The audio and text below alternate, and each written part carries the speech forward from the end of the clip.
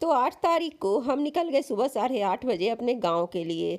गाँव जाना था क्योंकि वहाँ पर कुछ पूजा वगैरह का कार्यक्रम था और सोचे थे 8:30 तक जहाँ मुझे जाना था जिनके साथ वहाँ पर पहुँच जाना था, लेकिन करते-करते टाइम लग ही जाता है। तो 9 बज चुके थे और हम लोग फटाफट गाँव के लिए निकल गए। गाँव पहुँचे तो वहाँ पूजा की तैयारी हो रही थी। थोड़ी देर में पंडित जी मंत्र वगैरह पढ़ने लगे, पूजा पाठ होने लगा और भैया-भाभी को बैठना था तो वो लोग भी पूजा पर बैठ गए हैं। तो ये तो अभी घर के अंदर ही पूजा हो रहा है, फिर एक नया मकान बना है तो उसमें भी पूजा होना है। मतलब आप कह सकते हैं कि गृह प्रवेश की पूजा है, लेकिन घर अभी पूरा बना नहीं है। लेकिन ये दिन बहुत तारीख बहुत शुभ था गृह प्रवेश के लिए, इस वजह से पूजा पाठ कर दिया गया है। और बाकी तो इसमें भी बहुत काम लगेगा, उसके बाद ही वो रहने लायक बनेगा। तो गृह प्रवेश में पहले गाय और बछड़े को ले जाया जाता है, तो वो भी बच्चा पहले जा रहा है। पता नहीं हर कहीं का अलग अलग रिवाज होता होगा।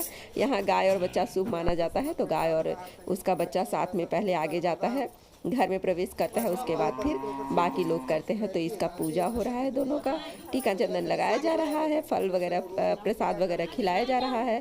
और उसके बाद यहाँ एक कलश और गाय बछड़ा और ये सब के साथ घर में लोग प्रवेश करेंगे। तो महिलाएं गीत गा रही हैं और पारंपरिक गीत अभी कुछ गांव की महिलाओं के कारण ही जीवित हैं, वरना गीत तो बहुत ही अच्छे लगते हैं, कर्ण प्रिय लगते हैं, लेकिन सभी को गाना ही नहीं आता।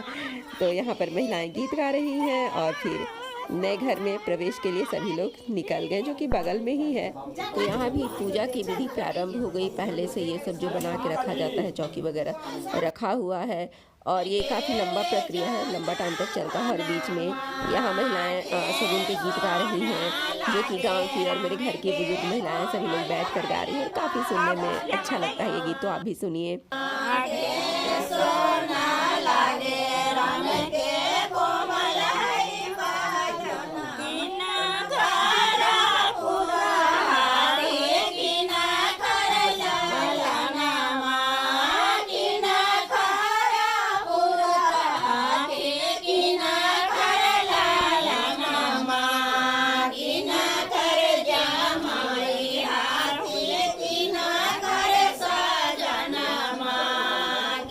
तो पूजा पाठ चल रहा था और इसमें पैर पूजी भी होता है।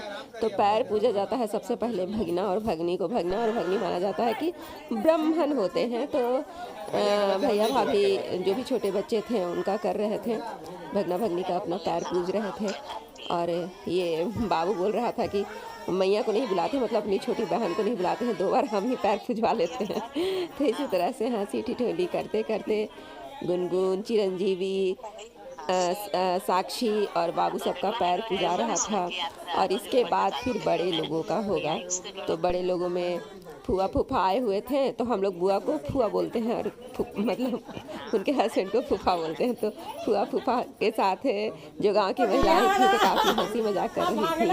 तो देख ही सकते हैं, आप लोग भी सुन ही रहे हैं किस तरह से हंसी ठिठोली चल रही थी। और गांव का ये चीज़ है जो बहुत ही अच्छा लगता है, प्यारा लगता है, कोई भी विधि रीति रिवाज। और ये मेरे काका जी और चाची, तो ये काका जी का ही ये मकान बन रहा है।